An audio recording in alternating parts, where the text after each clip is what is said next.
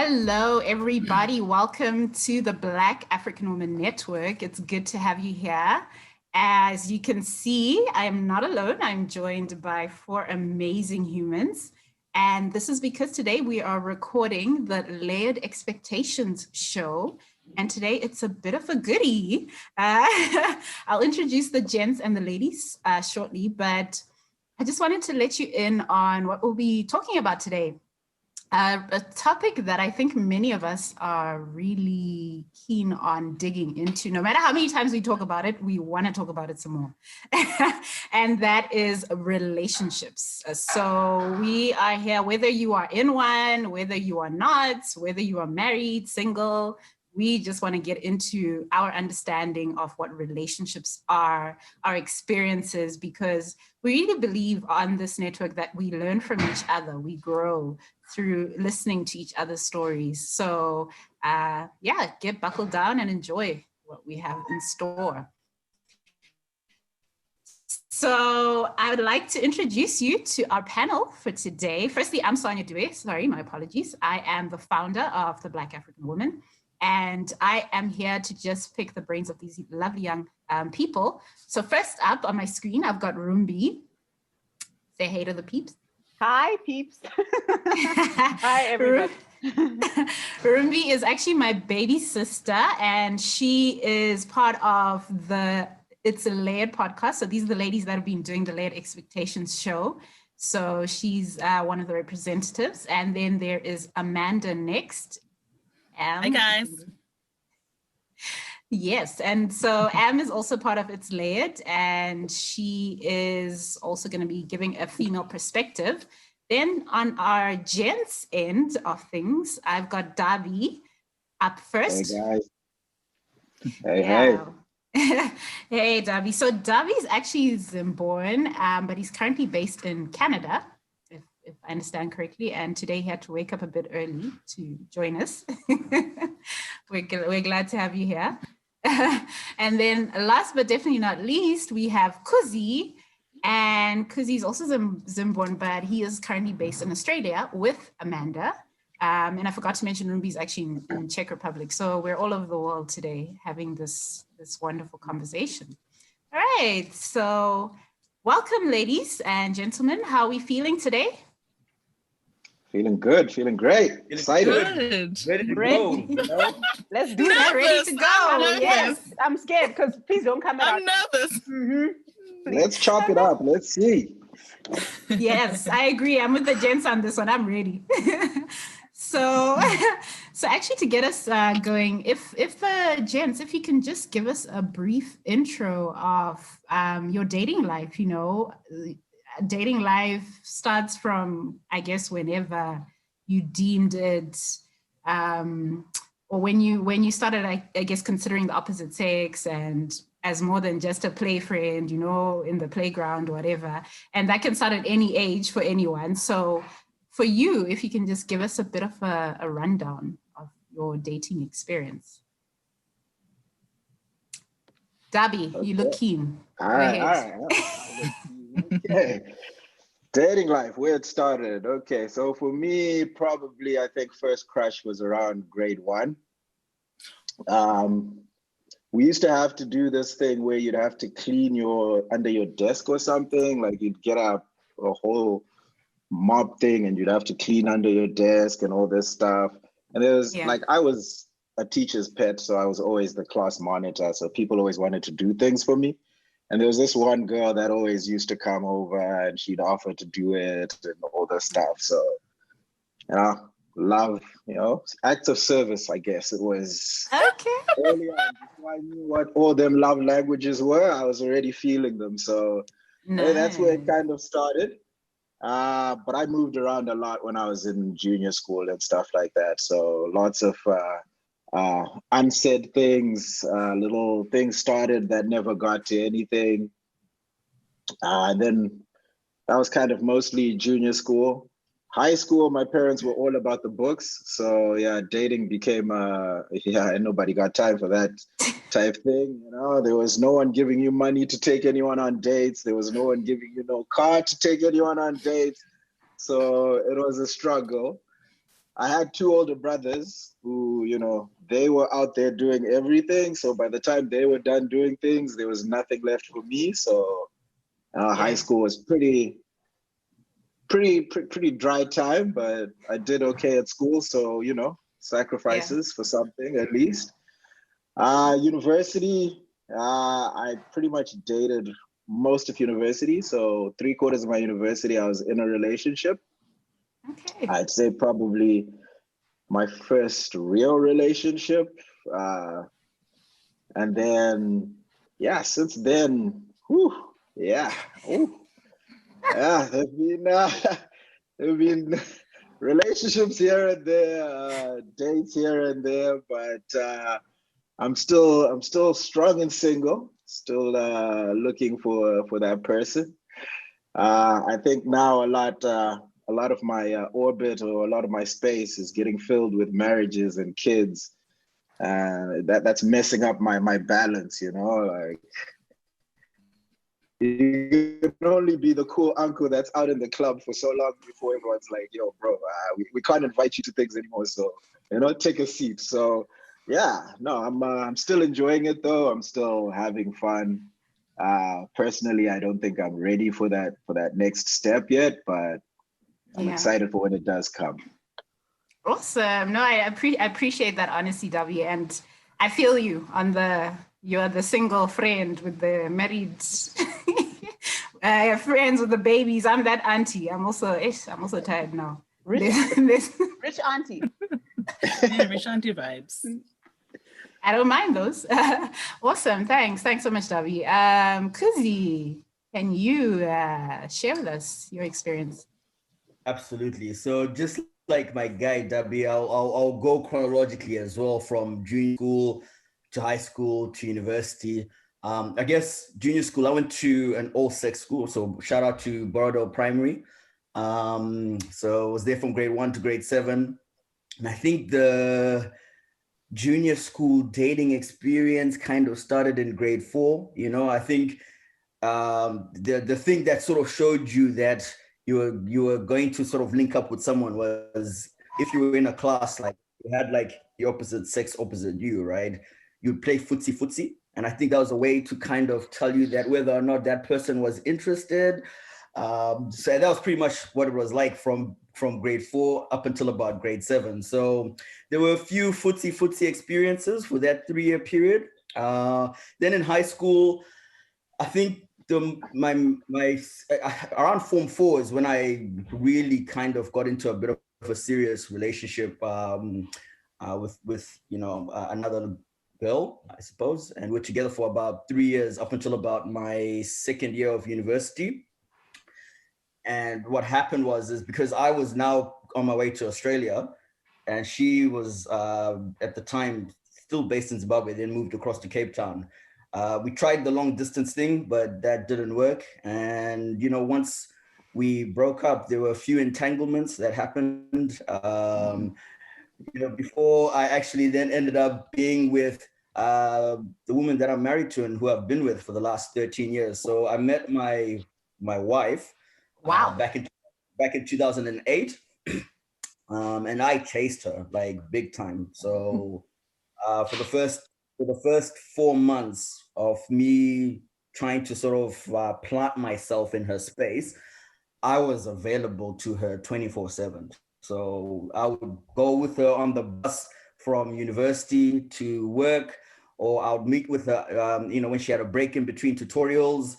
And then as a result, we then decided, like in December, because we dated for the first 4 months before entanglements for the first 4 months before I actually then made her my girlfriend, because I think we were still trying to suss each other out to be like whether or not we want to be together or not. And I decided to then make the plunge December 2008. And we dated for about 5 years until I then decided that I wanted to propose to her. So Boxing Day 2013, I proposed at World's View in Nyanga.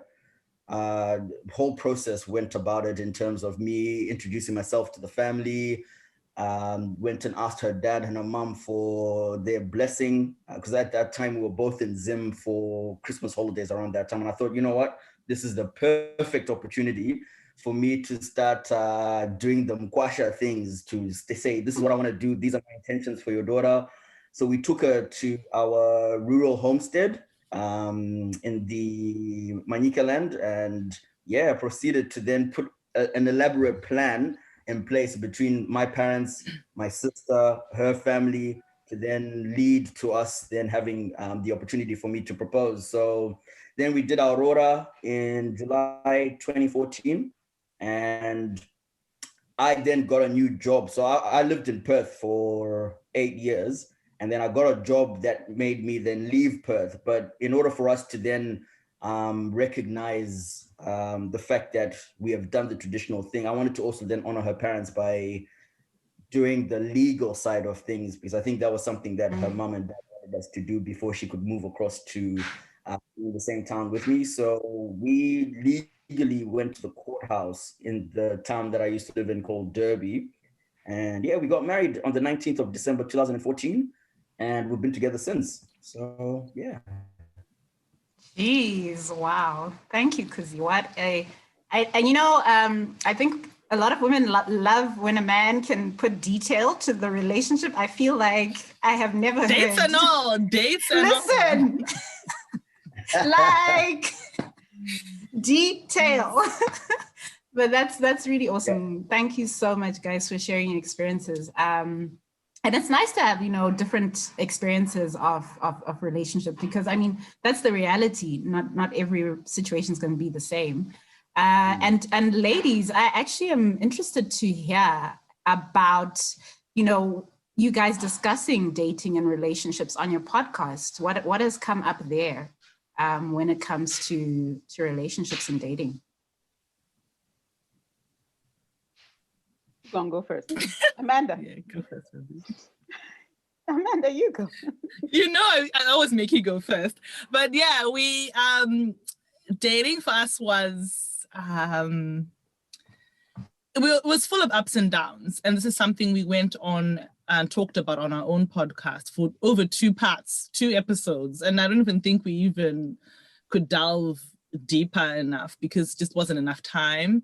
But in a nutshell, we tried the things. We tried to find our own versions of what we think is the love that we deserve to have. High school was pretty scarce, very scarce for both of us, I think. Dry land. Dry bones.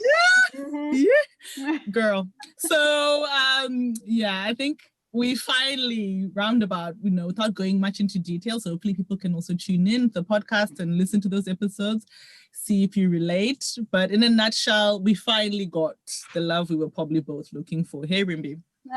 I think so. It took long enough for some longer than others, but we got there eventually, for sure. But we go all the way in. Amanda summarized it very well. And listen to that episode. I think it was quite juicy. Yeah, I mean, I was going to say, I enjoyed it. And, I've had the privilege of watching your journeys. Why are you frowning though? It's been a privilege. And I actually think it happened exactly the way it should. I mean, I think that's the thing with everyone's story. It plays out the way it should. But that's a really good episode, by the way, to tune into. So thank you for sharing, ladies. And on that note, now that we've looked at dating from our younger years, we're entering different years now as we mature, so I'm interested in understanding how dating sort of switched from your 20s into your 30s, expectations from a partner or your expectations in a partner, or whatever else you can think of. How would you say you experienced that shift, or did you experience a shift in your dating from 20s to 30s? I'm pick on Dhabi. Okay. So looking at the 20s, that's your university years. Like I said, I was in a relationship, so expectations wise, very low. I had no money. Money was not happening. I think there was a time we cooked with no onions for a while, and then the first time we cooked with onions, we was back on that. We live in good life. So yeah, no, 20s was low expectations, and I was kind of in a relationship, so you get that a little bit more comfortable. You don't have to do as much or try as well, not try as much. I still we went on we had a monthly date. We celebrated every month anniversary. That's how we were there. We went to that restaurant once a month just to show that energy, that love, and everything. So yeah, no, it was 20s, early 20s was very low, not a lot going on. Then mid 20s, kind of you're jumping out of university and you're going into the working world. I moved from like a small city and I moved to the six, as they call it out there, which is, I mean, a city within itself, right? Like it's, we have so much influence from the Americas that the culture and everything of dating is very different than anything else. So, you're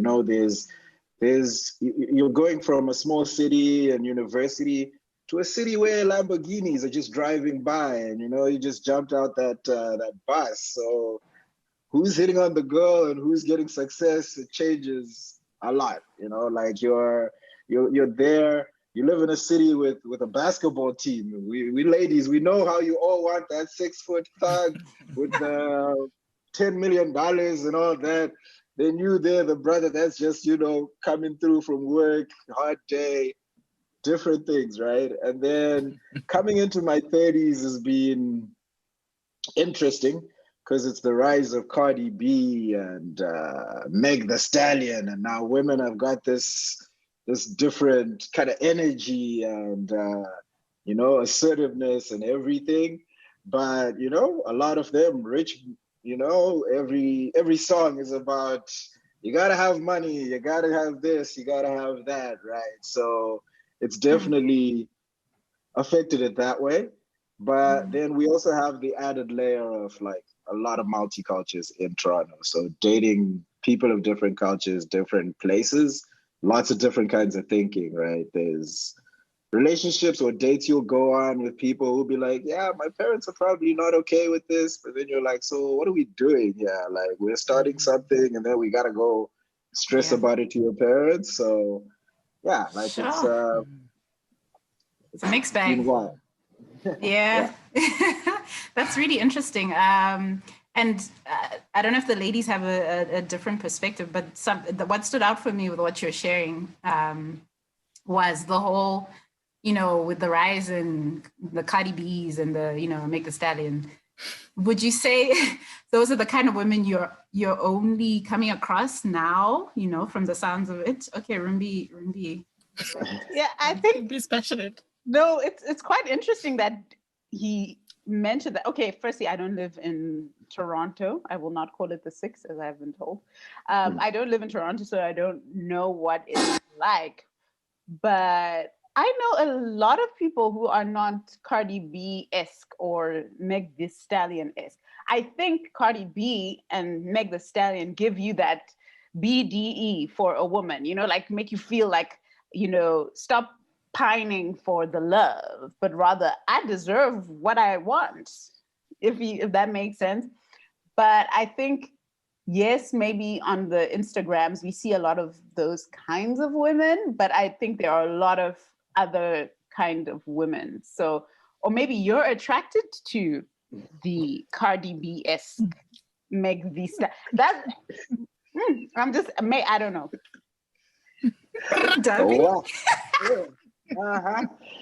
Just feel like I sat on the psychologist chair there. No. I'm not saying the women are becoming dancers and they're dressing like Cardi or anything like that.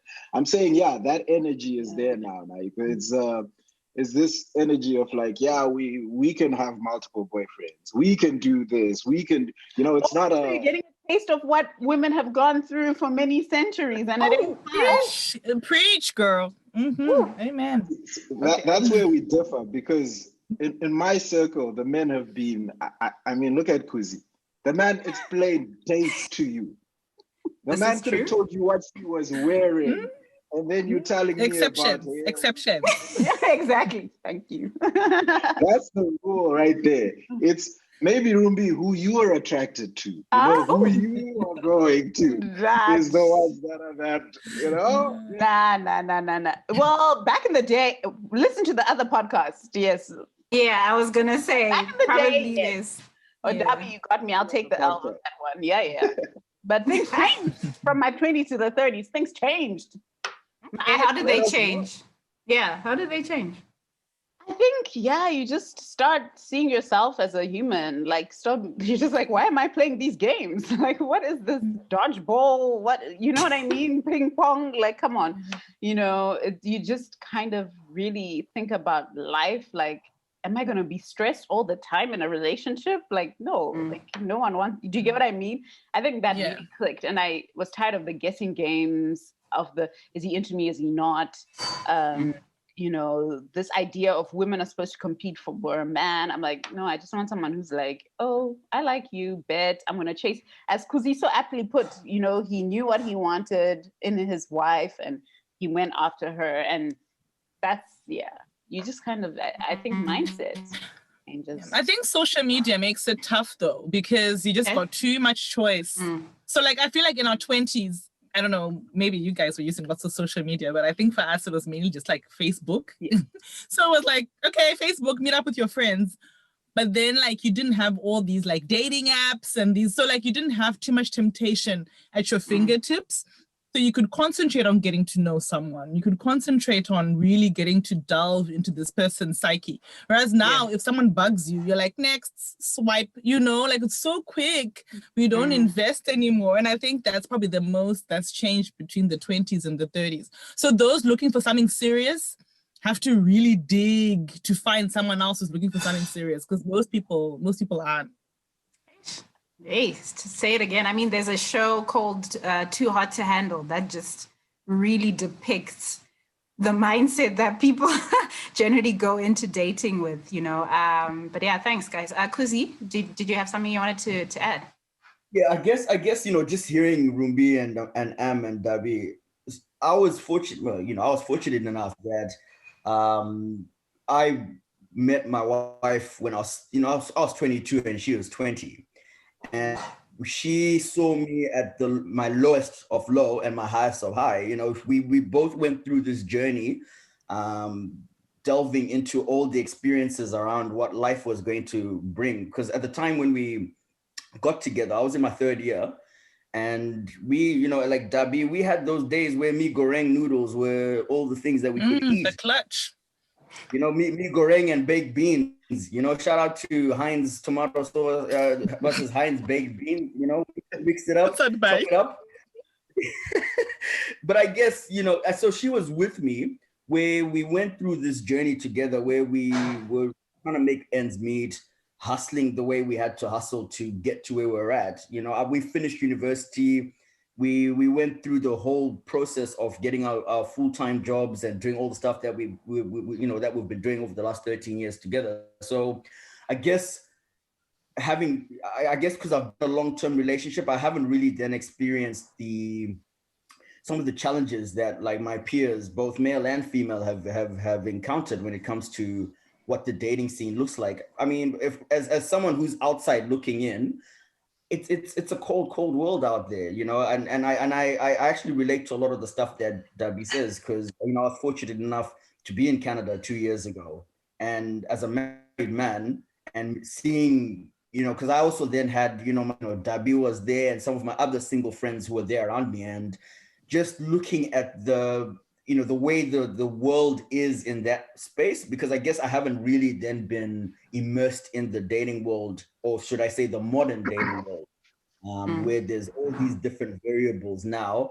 And, like Dhabi said, you've got the Cardi B mindset, you have the money mindset, you have a lot of things where women are also now in a position where they're putting a checklist of things where they're saying, he has to earn 6 figures. He needs to, pay for dinner. He needs to do this. He needs to buy me flowers. And it's a vicious cycle out there, man, No, it certainly is. I can tell you, I can testify it's cold.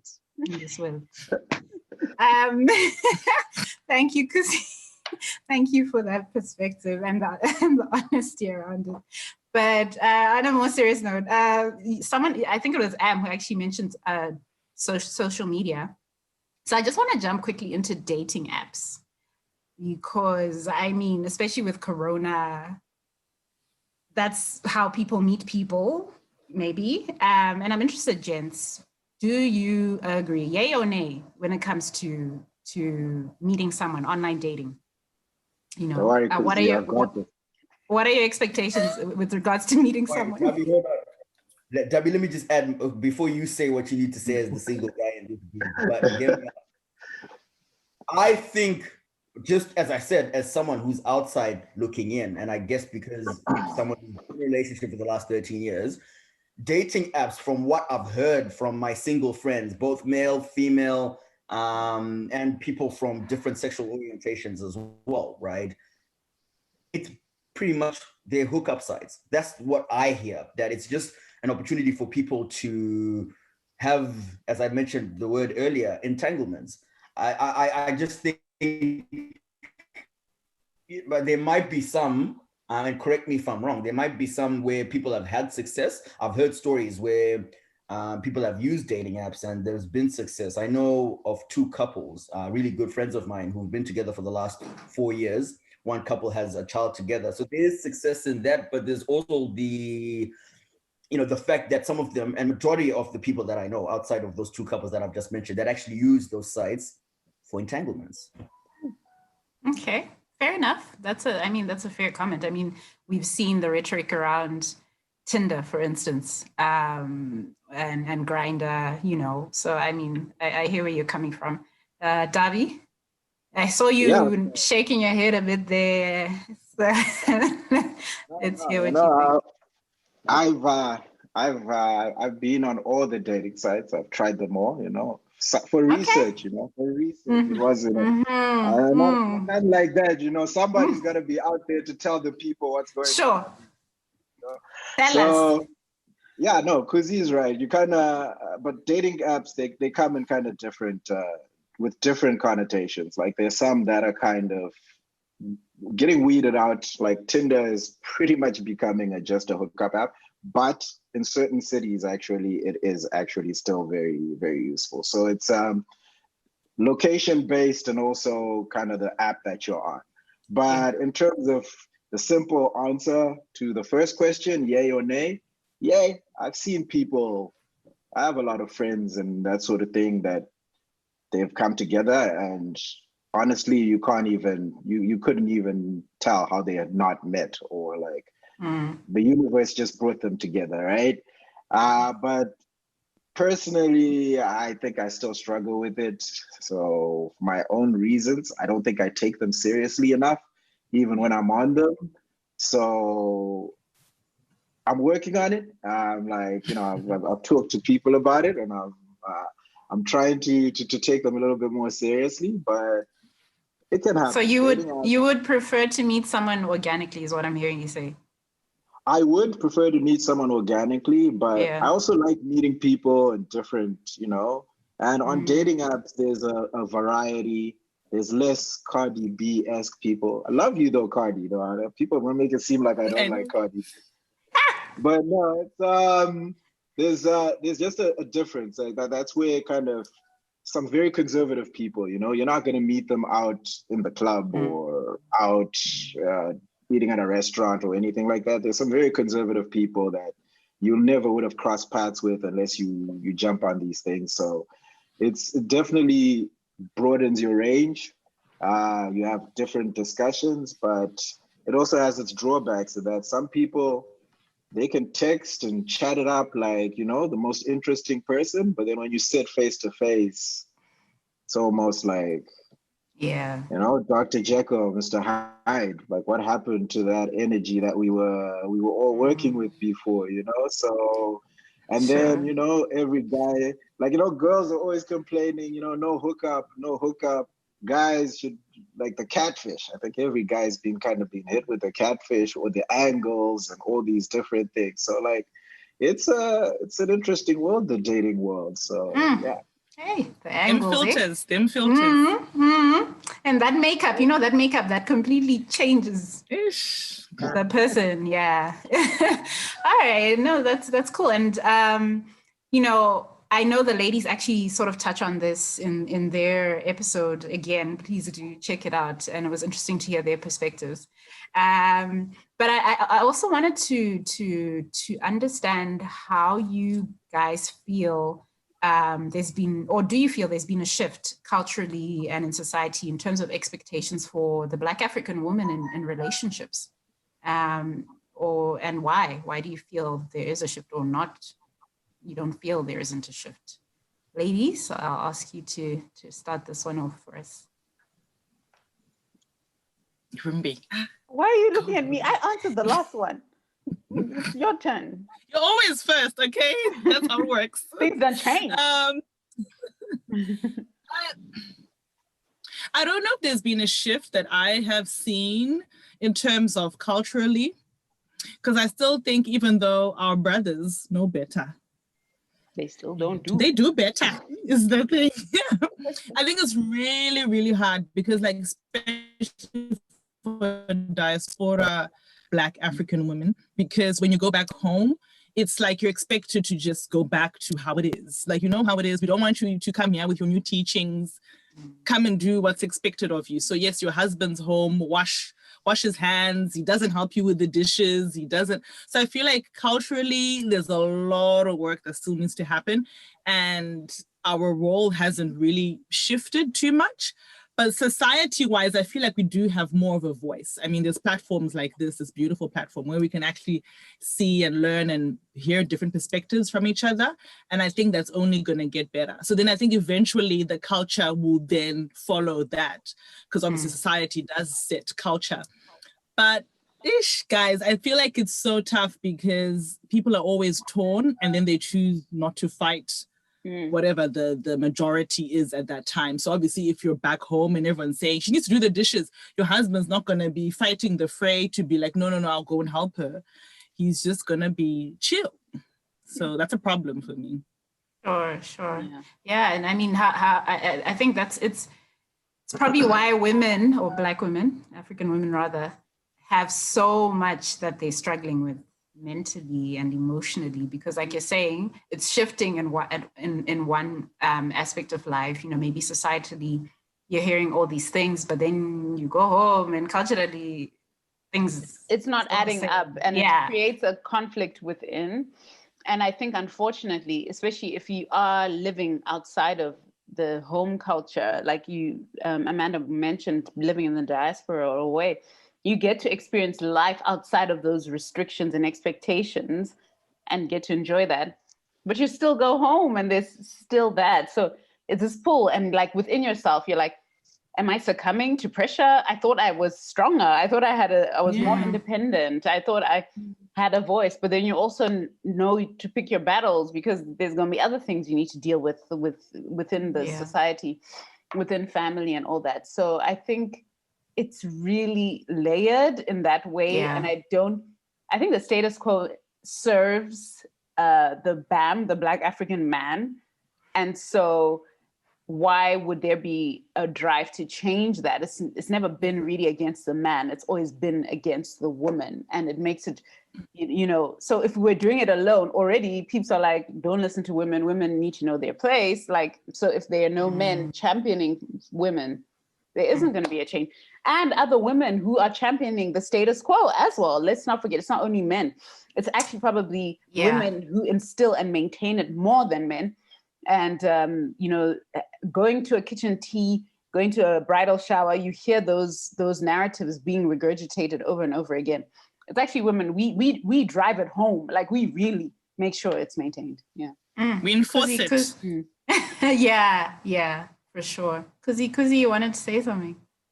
Yeah, so my wife, you know, she's, you know, for people that know my wife in this forum, you know, they know that she's a very pro-gender role. Like, she's very passionate about, you know, breaking that barrier where, you know, I come from a traditional family, you know, my traditional Manika family. You know, my father was here 2 years ago, and living in the diaspora, she works, I work. At the end of the day, we're both expected to then come back home and do the laundry, the vacuuming, the cleaning, all that stuff, right? I'm a firm believer of things, because unlike back home where you've got the help, you've got the gardeners and you have the maids that do stuff. Up here in the diaspora, that responsibility falls upon yourself and falls upon your significant other. So it was interesting when my parents were here, for Christmas 2 years ago, and it was just like, my friend, like, what spell did your wife put on you? There's some like togolosh that that she put in the side there that's making you do all these things. And I'm saying to him, I was like, listen, what you do back home and what we do back here, they're two different things, and I think it's funny because even when we go home and let's say we go to my mother-in-law's house, and so I'll see my wife in the kitchen like washing plates, and I want to try and help her, I'm actually told to get out and go sit down and do what I have to do. So I guess hearing what the ladies were just saying right now, it's just one of those battles that as we go through life, and I guess us men, right, and I think myself in particular, I need to also then find the courage to be able to break the status quo around what gender roles are then meant to be in play, like with the difference with what you do in the diaspora and what you do back home. But like Rumbi said, you also have to pick your battles, because I'm a firstborn child.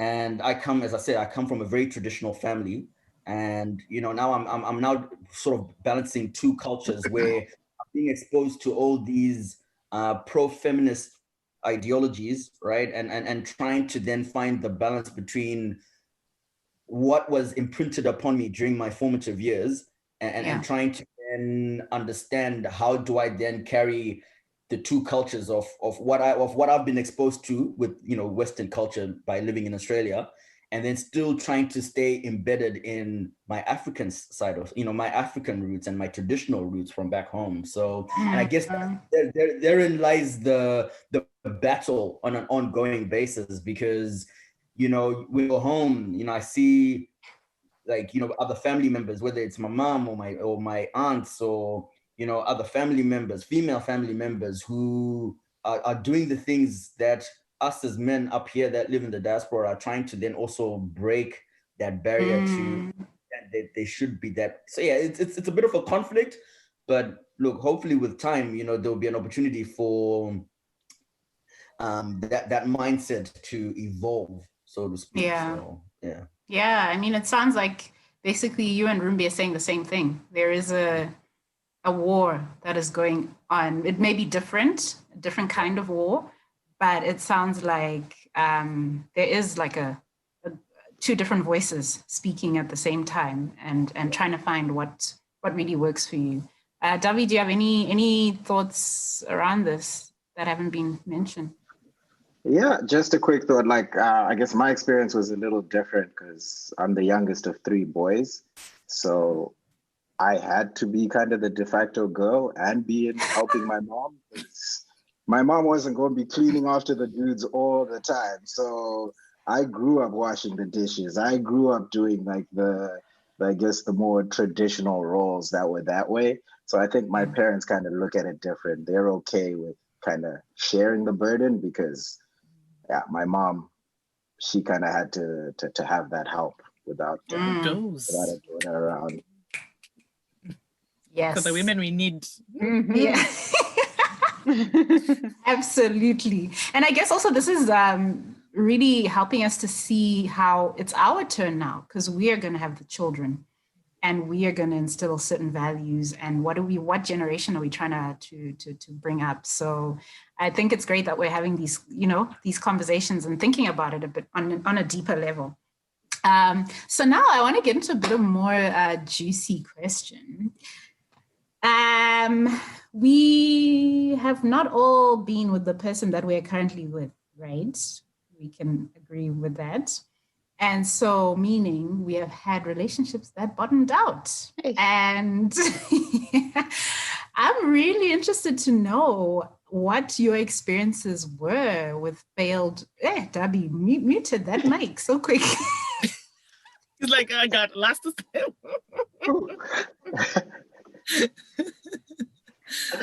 what your experiences have been with failed relationships, with your exes, anything that stood out for you? Waste of time. Don't do that. Don't come back, girl.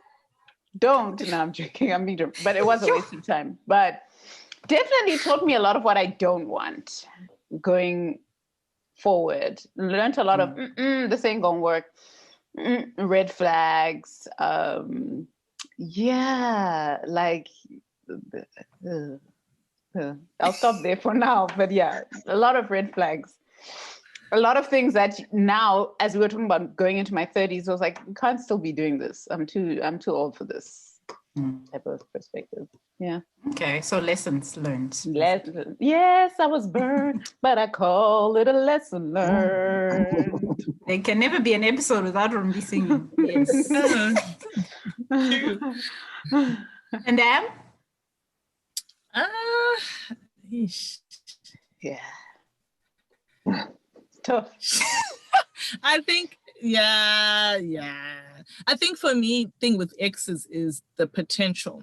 Like when you meet someone, you really do start to think, I'm a romantic. So then I start to think, oh my God, then, we're going to walk down the aisle and, we've met, he's my other half. And that whole romantic notion, after going through a few relationships, I was like, screw romantic comedies, screw romantic Mills and Boone and all those things, throw them out. I think it toughened me. Like it really, not that I'm not a romantic, but now it's like underneath it all, it's not so open. It's not so, it's like, it just made me hard. And I think that's the thing that's just like sucks about it. Cause it's like you open yourself up, right? You make yourself vulnerable. And then if someone doesn't do as you expect or whatever, it just makes it worse for the next person. Because then you put that extra layer there where you're like, okay, I learned not to do that. So I think for me, it took a long time. And thankfully, my husband was very patient with me to like uncover all those layers. Because the time I met him in my late 20s, I was done with dating and done with the disappointment and also society's expectation that by then you should be like married with 5 kids, So no. Yeah, definitely. And I have to agree with you. I can relate with the whole, because I'm definitely a romantic, like the whole romantic movies and all of that. Actually, there's a period I just stopped watching it. I was just like, this is just... You have to, your sanity. Yeah, literally. Like seriously. And I have to experience what is it for me, for myself, not what I'm seeing on a screen. So I appreciate that perspective. Gents? What's been y'all's experience? Mr. Kuzi? Look, I can't really sort of comment, like, with give too much information. Like I said, I've been with one person for the last 13 years, but prior to that, after I broke up with the girl that I was doing the long distance relationship with, for me, and to be brutally honest, it was all just about the physical for me at that time. I was not looking for anything meaningful. There was nothing, a lot of the, during that 2-year period after we broke up, it was just entanglement after entanglement after entanglement for me. And I guess I then got tired of that. And like I said, when I met my wife, there was just something in me that just switched off, where I was like, yep, this is what I want to chase after. And I think the chase was thrilling for me because I guess it then laid the foundations for her to then be like, okay, this guy is putting in all this effort, let me give him a shot. So I've been fortunate enough that she's still been giving me a shot, over the last 13 years. Yes. But for me, over that 2-year period, it was just physical stuff that I was more interested in. So yeah. Okay, so you learned to, or maybe not even learned, but you decided, or the switch went on. I want something a bit more than more just, yeah. All right. Cool. Dhabi? Yeah, I think it's echoing the girls mostly. Like you get a lot of lessons learned, and those lessons become triggers or red flags for other people. Kind of like, I remember this kind of energy. I remember that. And it does you a disservice, right? Because you're now painting people with a brush that they don't deserve. Like, okay, yeah, they didn't text you back the whole day. Now you're like, my ex used to do that, and that's when, she was out there doing something else. But, people are different. You gotta like that try is to also clear true. Yeah. So and how do we differentiate that, right? What you bring up is a very good point, because I know I struggled with it, where because of what someone did in the past, I'm now putting it on this person. And how do you make that distinction that, okay, girl or guy, you're being triggered? From any of you, what are you guys' thoughts on that? Yeah, Rumbi? I think acknowledging the feeling and the root of it instead of ignoring it or trying to, or just acting on it. I think you have to be like, okay, I'm starting to feel a certain way. And also then removing this new person from the picture. Do you get, like, so you take them away in terms of like, they are exactly the same as this person, but saying, I feel insecure about them not responding to my texts. Why do I feel this way? It's because then it feels like I'm stuck again in that place where I never know for certain if this person is only with me, if there are other people in the pic, and kind of going through that. And sometimes it is having those conversations with this new person too. It's saying, I know it's me, and I know you probably didn't mean it, but when you don't text back the whole day, or not even like yo, work is crazy right now, I'll chat to you as soon as I can, it leaves me feeling some type of way. How can we come to an understanding of like meeting each other in the middle? And hopefully if that person is worth your time, they will understand and come to a meeting point. But you also can't now be expecting, you send a text, homie told you I'm going to be in a meeting from 10 to 12, and at 10:15 you send a message and expect a response at 10:15. You get what I mean? So you're waiting at 12 o'clock. Exactly. Exactly. So you need to come to, like, you give room for that. Sure. So it has to do, and also understanding like it might be just once, and when you have a conversation, if you see a change or a desire to kind of meet you halfway, give them credit for that. They're not always going to get it right. But then if it becomes an ongoing and still problematic, then that's an alarm. Do you get what I mean? So there's a bit to do. That's a great response. I don't know if anyone else has anything to add to that. I think it does require a lot of emotional intelligence, and I think space between your relationships, because then you need to grieve and sort that stuff out hopefully before the next person. I mean, sometimes some stuff just comes up as you go, but like, like if you find yourself a lot of times going, this is like my ex, is like my ex, is like my ex, maybe you need to actually take some time and sort that out first before, because as much as you can tell someone what's going on, you also don't want to tell someone who's new in a relationship you're constantly thinking about problems you had with your ex. Those first few months are quite crucial. You want it to be about the two of you. So I think, you also might need to actually do some work on yourself before you just move on to the next relationship. Yeah, I like that. That's true. Okay, cool. So, I think on that point of, experiencing the not so delightful side of a relationship, because we all know there's honeymoon, and then there's power struggle. I think they call it power struggle phase. And then that's when the relationship starts to get really, really serious. And people generally struggle to get past that power struggle phase sometimes.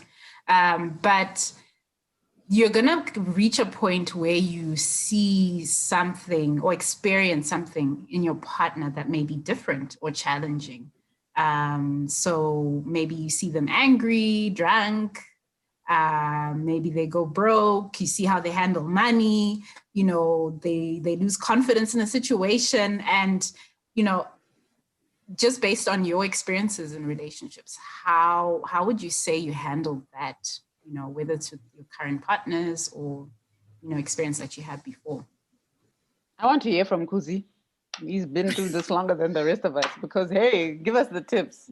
Right? You need to be. Yeah, look, and once again, I'll just use, I think the fact that I've been in a long-term relationship, sort of gives me some license, I suppose, to answer that, because, like you're right, the honeymoon phase is there. I think for us, for my wife and I, for the first, I'd say 4 years, the honeymoon phase was good. And then in year 4, the year before propose, you get comfortable, right? So you then stop doing the things that you did at the beginning because you're like, oh, I've got this person, so it is what it is. And then you're not so cognizant of the stuff that you were doing back then, because once you get into routine, and once you get into just that that comfort, you then lose sight of the main reasons why you're actually with this person. So I remember,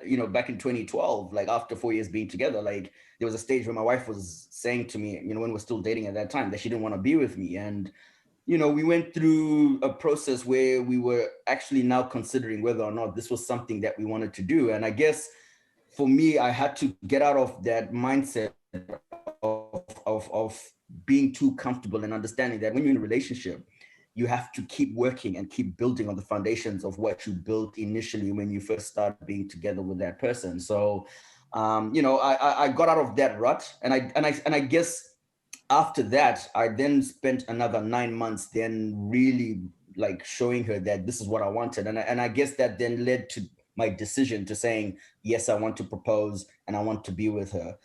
Once we then got married, we, and in a marriage, like you still have to keep working and keep putting all the blocks, because you never stop putting effort into all aspects of your dynamic with your person, and there've been times where we've had our ups and we've had our downs. And I guess I think for my wife in particular, right, once I understood that her love language was stuff around quality time and acts of service, I then mentally and consciously started telling myself I need to keep putting I need to keep filling the love tank, right, to ensure that she's still aligned to me and I'm aligned to her. And I think, it's also good to also get counsel from other people as well, because I'm also a firm believer that even though we've been together for 13 years, you still need to also be doing other things outside of your dynamic with that person to enhance the relationship. So we've done marriage counseling as well before.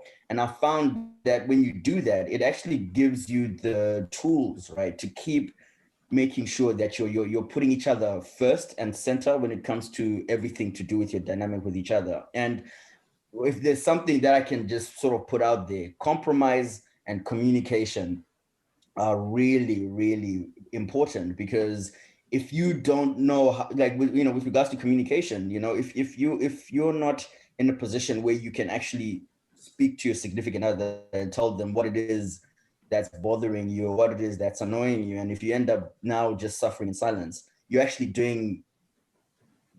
like hindering the process of actually trying to ensure that you continue to be with that person. And compromise is also quite important as well. So that's something that my wife and I've been fortunate enough that we're both direct, we're both very explicit when it comes to our communication. And I think if you have that dynamic with your person, then the world's your oyster, so to speak. So yeah. Was he spitting those Bay bars, Like, marriage bars? listen. Hey, give the mic, put a beat on it. Hey, sorry, okay, calm down. Absolutely. No, he is, man. Taking notes out here. Yeah. And you touched on something that I think is very important, and especially in Black relationships. Therapy. Yay. Yes. We have trauma. We live in places that are not, people who are not living at home, that are not really welcoming. They might not really want us to be on top. They might not really want, like, we're dealing with so much. And even what Rumbi and Dhabi talked about, like balancing both, the culture, society, We have so much we're dealing with before we even step out the door. So then when you come home and it's also a war zone, it's just like, no. I'm already fighting these peeps out there in the streets. I don't need to be fighting in my home, in my sanctuary. And I think we have dismissed therapy for so long. And like, that's why there's roles and Tete and Asekuru in a Shona background, but obviously every culture has their own. But like, they were there back in those days for reasons. And I think we've lost that somewhat. And now, of course, you can go to therapy, we can go and get help, but it's so crucial that we do that work as a couple, as individuals, and as Black people. Like, we really have dealt with a lot that we just brush aside, and it comes across in our relationships and how we treat each other. Yeah, Kuzi. Yeah, just to expand on what Amanda has just said, like, you know, I was very anti marriage counseling, marriage therapy. I was anti that stuff because, you know, once again, it's all part of that, all that socialization from, you know, back home, where you then lean on the tetes and, you know, the my gurus, or, you know, the aunties and all that stuff. But I was anti that because to me, I was then thinking, well, if we're going down this pathway, then it means, you know, we're having issues, there's trouble. But I've actually found that therapy has actually given my wife and I the tools to be able to navigate things around, whether it's to do with our financial situation or things to do, because like my wife and I, we don't have kids. So delving into that as well, because that also adds another layer of pressure from a traditional perspective as well, around how, yes, you've been together for 13 years, but how is it that you guys don't have kids, kind of thing. So it then adds an opportunity for us to navigate through that, or we can navigate through relationships with our parents, or relationships with our friends, or relationships with work colleagues. All that stuff gives us a platform to be able to then deal with things together, because it's a journey that we're on together, her and I want her to be aligned to me as much as I know she wants me to be aligned to her. So yeah, definitely. I love that. Kuzi, keep doing the things. Dhabi. Yeah, no, this is not my space. This is on Kuzi. All right. Like, Really for a reason out here, you know. No, I have. I think for me personally, like I try find myself to be pretty kind of self-aware. So I know that I usually do eject very early on whenever I smell something that's too much work for me. So working on it, but it's definitely something that is there. And I have some very controversial views on certain things. Like I tell people I'll never tell my wife how much I make. They say it's not gonna. Please dig into that. Please, why not? Your wife. Yeah, we are listening. Yeah, she has her money, I have my money, right? Okay. Mm-hmm. But so you don't want to know how much she's making? I don't need to. Why would I need to know how much she's making? But when you're running a household together. Yeah, you're running a life together. No. Yeah, we're running a life together.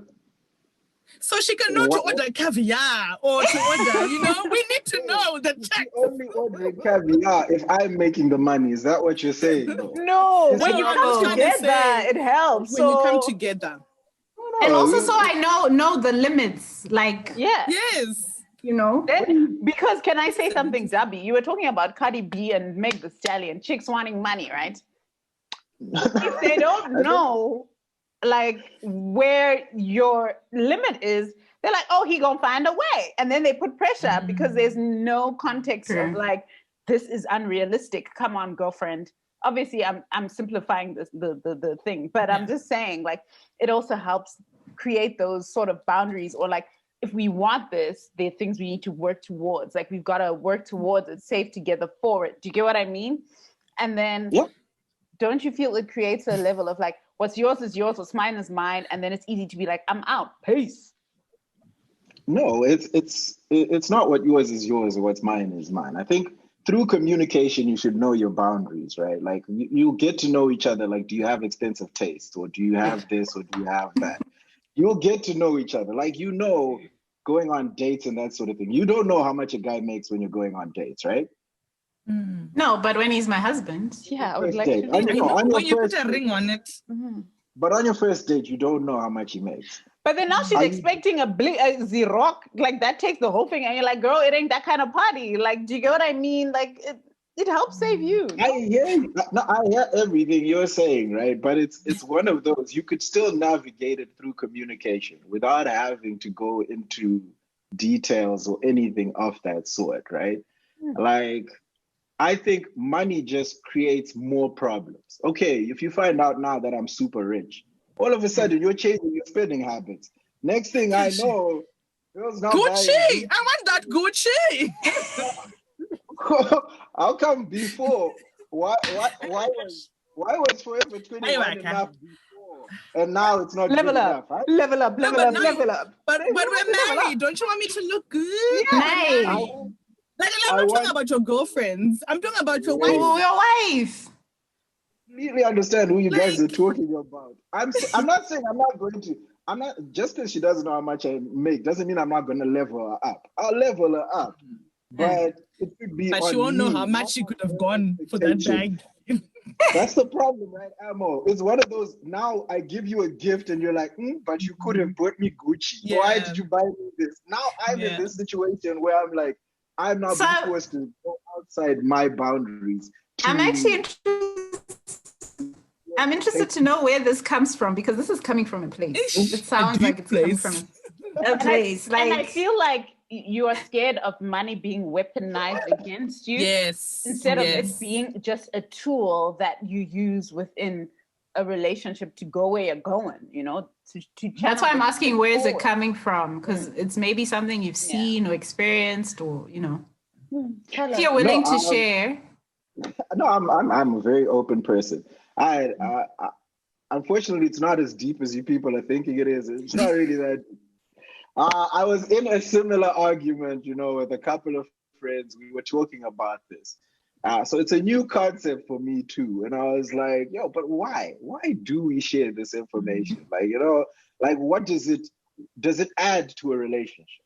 Was my big thing. Like, you knowing how much I make, you knowing how much you make, does it add to the relationship? And I'll say, like, it's pretty flawed, because I think I was reading either a story or something where the guy makes a significant amount of money and the girl doesn't make as much money, but he's like very strict. You pay for yours, I pay for mine. He invites her to come like on this family trip, and like she didn't even have enough money to buy herself meals at this restaurant because she doesn't make as much.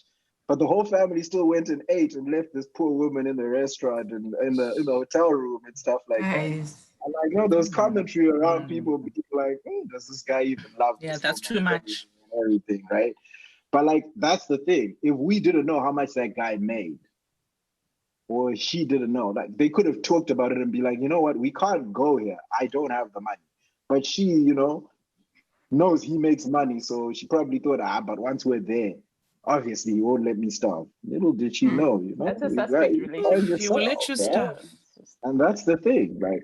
So honestly, it's more of my thinking is just, where does the money stuff add value to a relationship? If someone can give me that answer, maybe I'll change my mind. You've been married how many years? Please tell us. And then Amanda also.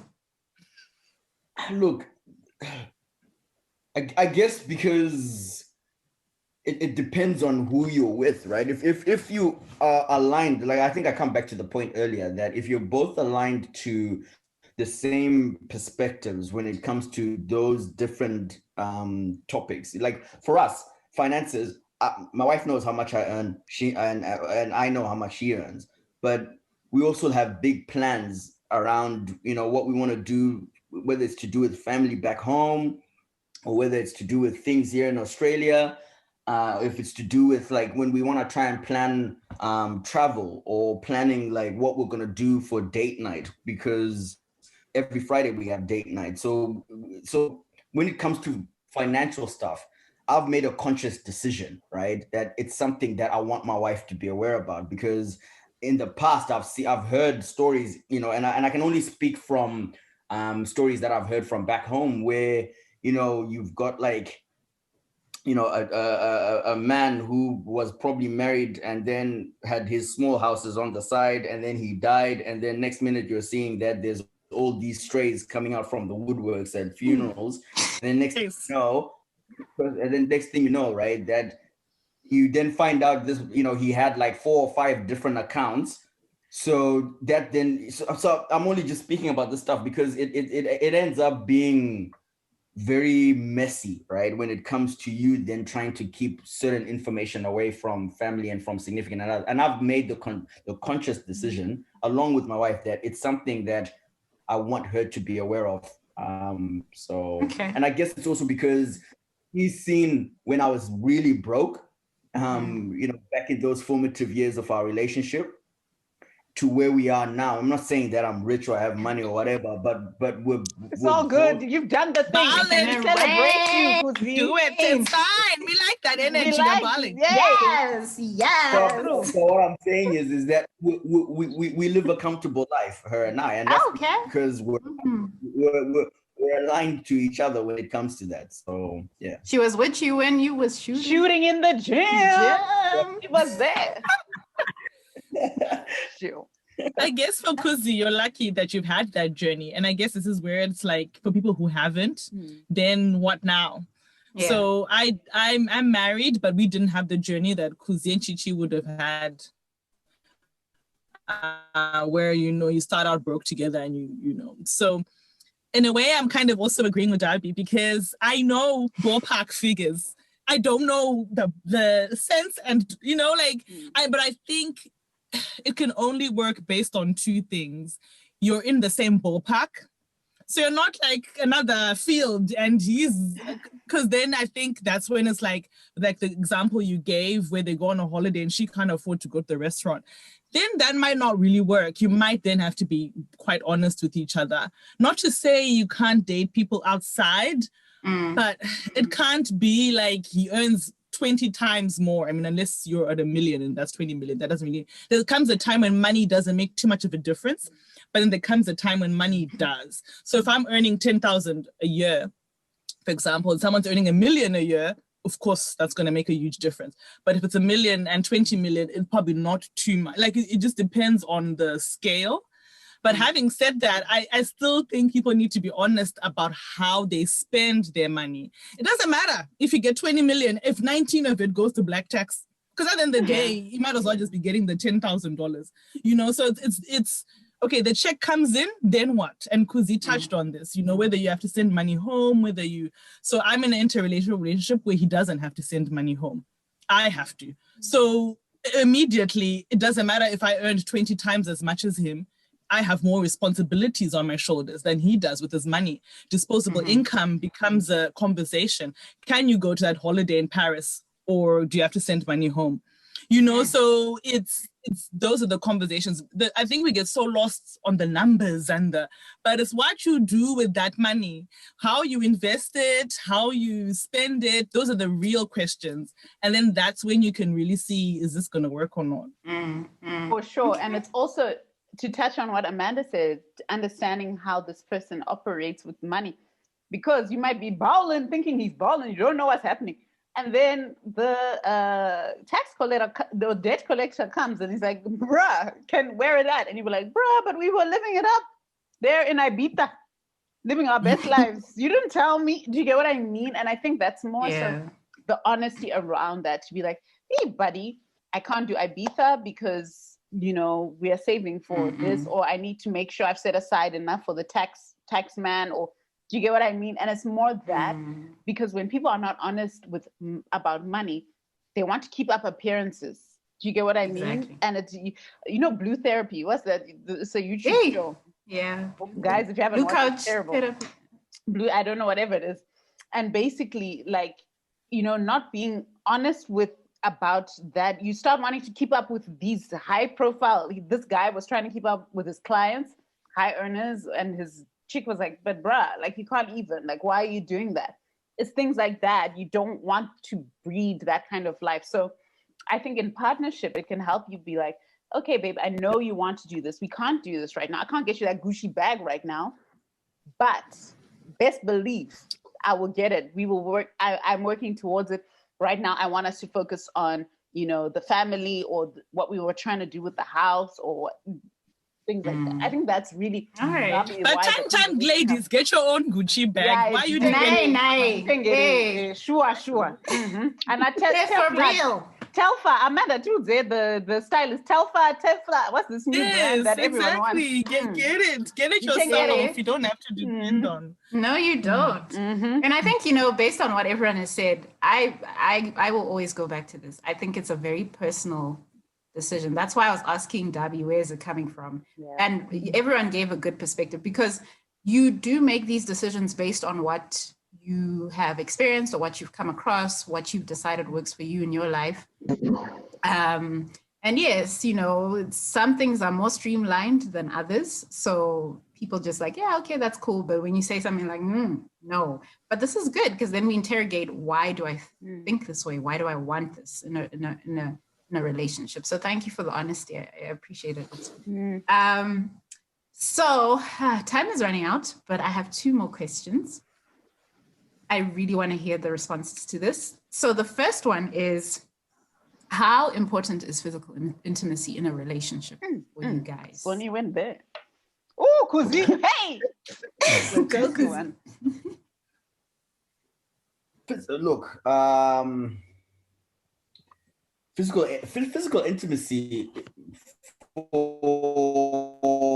I guess I can speak on behalf of both of us, my wife and I. Yeah, it's important. I think. Like, how deep do you want me to go with this? Yeah, go where you need to go, bro. We're adults. Right. Yeah. Okay. Look. Physical intimacy is quite important, like for both of us, because I guess it's an opportunity to align yourselves to what it is that you like about the other person and whatnot. But for us, and I must also point out, right, there is nothing wrong, right, with actually scheduling. Okay. Right. Let me just put it out there, because I guess sometimes people get bogged down with the whole, I should initiate, I should do this. Sometimes you get so busy with work and with things that are happening around you, right, that it ends up not being a priority sometimes. So I'll give you an example. I can say to my wife, okay, babe, like on Thursday or on Tuesday, right, we're gonna have sex, for instance, and it happens, and there's nothing wrong with that. I think, with regards to frequency, that's that depends on whatever's happening in the background in your life. But I think as someone who's been with someone long, and as long as I have been with my wife, there's nothing wrong with actually scheduling it as well. Nice. I like that. So yeah, man. Because then you'll be waiting forever. Hey, baba, waskunti bata. Sorry. And why was your person like a baba though? Yeah, baba. But Sonia, I've been in Zoom for too long. I've been in Zoom for too long. Yeah. You are now. Father is not touching it. Those who don't understand, she's saying, Hubby. Yeah. Why do we call our hubbies Baba? Baba is also issues, like dad. Daddy issues, guys. I agree. I must say I agree with Kuzi, as unromantic as that can sound. And perhaps for me, I've had to do that because now we don't, but we used to work different shifts. So like day shift, night shift. So you're like passing ships in the night. So you have to schedule. Otherwise, you never get that intimacy. But having said that, a lot of people think it's more romantic, right? To just be like, oh, it was spontaneous. And then he took me, but it's like, after 5 years, 6 years, year 7, you're like, you can't always have that. But then you also want to make sure you are having that time. So yeah, scheduling sometimes is necessary to make it happen, because leaving it up to chance it doesn't. Yeah, that's what I'm saying. Then now you be complaining. Daddy ain't, Daddy.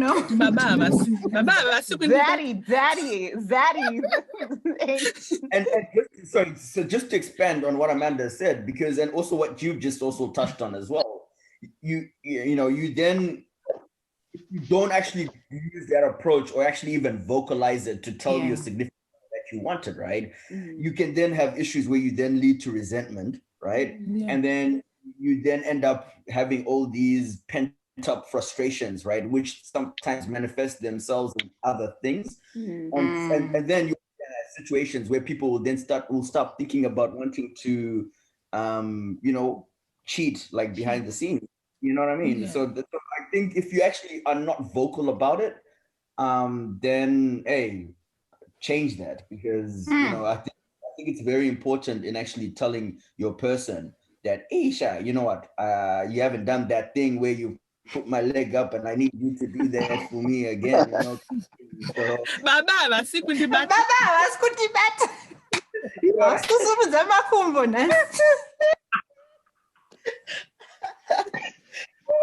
So neither.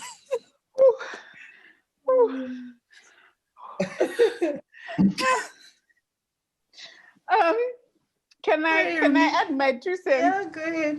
No, and I think, speaking on that, Kuzi saying we need to vocalize that. I think, especially as a woman, we're not raised in an environment where we are told, so much about intimacy, physical touch. Like, we're not really encouraged. It's always seen as a man thing or to please the man.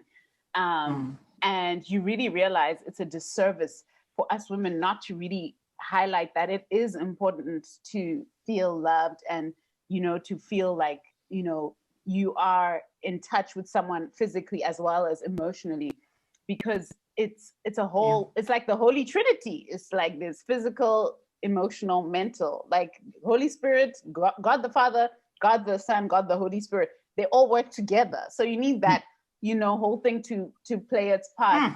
And also love languages. Also, when you understand your partner's love language, like, it also is important in that way. And it forms, and sometimes physicality helps you kind of take the time to look at each other and be with, do you get what I mean? Like, it's more than just the, like, I need to knock one off or whatever.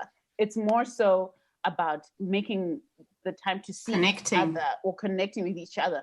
And, listening to what Kuzi and Amanda said about scheduling, I think to romanticize it, you can build up to it, right? It doesn't have to be like, okay, Thursday, and then when Thursday, 7:00 comes, sorry, but like, you know what I mean? Right. But like, please say it in English, because in Shona it just sounds so wrong. It's like, on the dot, 7:00, let's go. No, you can build towards it throughout the day or the days leading up to it. It's like exciting, like, you can, and there's the romance in that. So I think it's been undersold, this idea, especially as women, coming from where we come from. And I think African a lot women to do with religion as well. We've been done a disservice as women. Dhabi, I'm ready. What's your take? What a guan. Hey, so I can't speak to the scheduling. There's no one to schedule. So calendar be free, open. There's no schedule you can put. I think that comes with time, right? Like, as you hang out with someone, as you date someone for a longer time, that's when those kind of things become more practical. So still too early for me to be able to talk about, the scheduling and that sort of thing. But I think the physical intimacy, though, the question is like, it's a very important part of connecting with that person, right? It's big. I think Amanda really wants to throw something. I just want to say the scheduling is a bare minimum, guys. So it's not to say you can't then do others. Yeah. It's just to say at least at the very least you got your time. Sure. Hey, Kuzi, hey, because people start thinking. No, sometimes you are spontaneous, but hey, there's weeks where you work Monday to Friday and you're like, we probably need to skip. Okay, good. No, awesome, guys. Thank you so much. That was really good. So the last one, which I think I've been really speaking to a lot and really working through my mind, this question through my mind, and I actually mentioned it to my mom. I think she almost had a heart attack. But what are your thoughts on marriage or life partner? Which, you know, are you this whole, you can only marry, that's the only sign of commitment? Or are you do you feel like it's also possible to just, you know, be partners and we are committed to each other? We don't feel like we need to go and legalize it or whatever. Legalize it. Time to recognize. Sorry. Yes, Kuzi.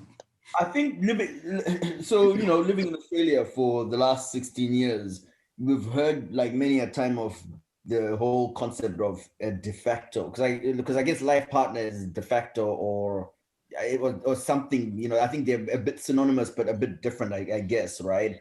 And for me, like where I live in a predominantly Aboriginal community, right? Where there's lots of people who've been together for, you know, I know an Aboriginal couple that have been together for the last 40 years.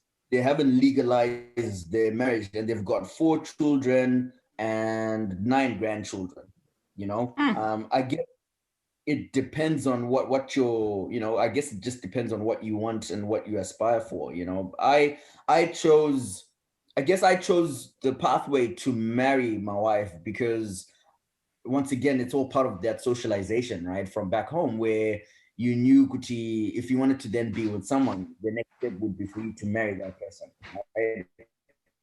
And I chose that was what I was taught when I grew up. But being exposed to different philosophies and different ideologies and perspectives in this space, I've also then looked at the other side of the coin, where I've seen people, you know, who are actually with their significant other and have been with their significant other for X amount of years. They have X amount of kids, grandkids, all that stuff.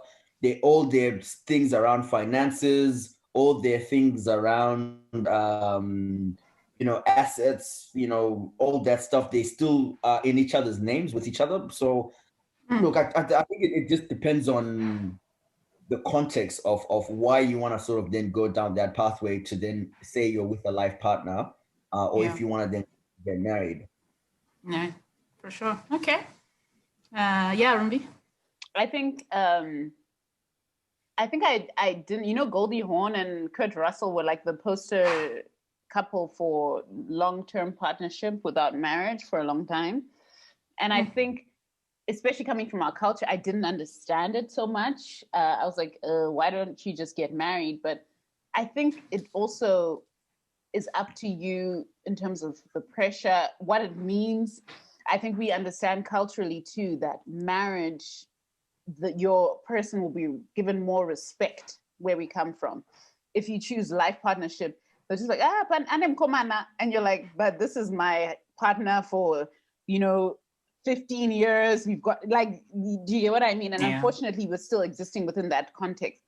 So it's also up to you, like, what are you willing to live with? Like, your partner being given that level of respect and being seen as a you know, as a person within the family, or not. And if we are realistic about the Zim context, at least, your partner will not be given that respect if you don't, you know, make that decision.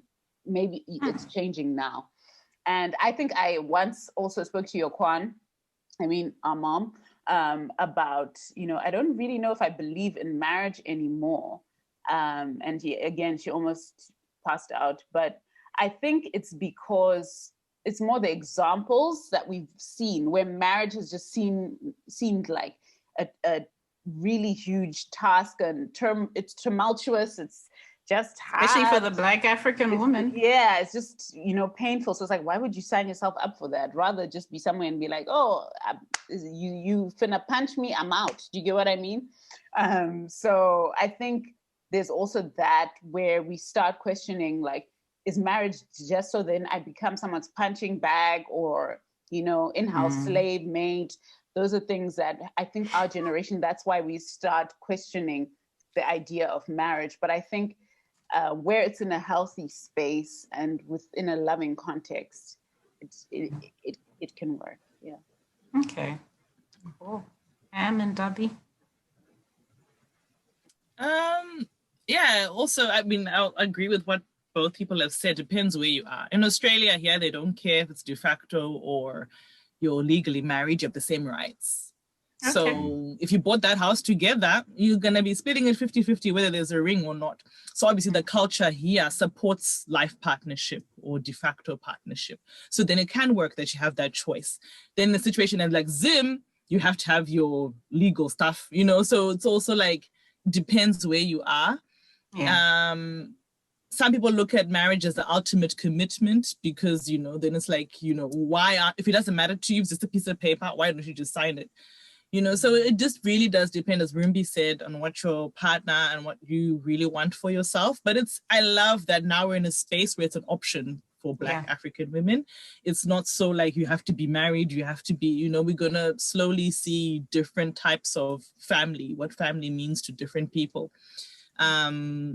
But yeah, I think it just depends where you are. Zim is, you know, it's way too behind to be accepting life partner. No, they'd be like, yeah. So it just, whereas here it's common, like it's probably more common sometimes than getting married. People see it marriage as an expense, wedding day as an expense, which we all know it is. So they rather not put that money to a house and they can both, you know, move on with their lives. Yeah. Okay. Cool. Dhabi. Closing words. Yeah. For me personally, marriage, take it or leave it. Don't really have any real, you know, push towards it. Like Rumbi said, there's just, if you've grown up and not seen great examples of it, you don't really buy into that concept, right? The institution doesn't really resonate for you because you associate it with so much negativity and that sort of thing. But on the other hand, I like a celebrations, like, you know, weddings, you know, that old festivity. All of those things, right? And yeah, like I feel, you know, I don't know, maybe it's overgeneralizing, but marriages and weddings, boys never really grow up, you know, dreaming about this thing or like what color schemes or anything like that, right? Like for us, it's usually we're just going to show up to this thing in a suit and then it's happening sort of thing, right? So I don't think we fantasize it as much and that sort of thing. But in terms of, the respect, for sure, because trying to tell people, this is my partner, my life partner. They'll be like, your boyfriend. They don't translate in Shona, right? You can't translate some of those things because when you translate it in Shona, it sounds even more simplified. The boyfriend chatting, you know, it's like and it's also steeped in religion. So, you know, steeped so much in religion, whereas Australia is not as religious. So there's not that pressure as well from the church to be married. Sure. So context, for sure. All right. I mean, guys, we could go on, but this was so much fun. Thank you all for being a part of this, for sharing your experiences so honestly and vulnerably. That's what we're about here. To our viewers, thank you so much for tuning in. So you had the pleasure of spending time with Dhabi and Kuzi, our guests for today. Thank you, gents. It's a pleasure. And a special thanks to Rumbi and Amanda, who have been hosting this Layered Expectations series with us on Bo. So thank you, ladies. You're welcome. Thanks for having us. Yeah, no problem. And you guys can check out their podcast. Yeah, we had to. You can check out their podcast on, it's Layered on Apple. I think it is Spotify. Everywhere. All there, because I only know Apple and Google and then podcast. I don't know what the Google one is, but and YouTube and all the nice things. And then obviously we'll put our social handles. You can get us on Instagram, YouTube, Facebook, our website. Thank you for being here as always, and take care of yourselves. We'll catch you soon. Bye. Yes.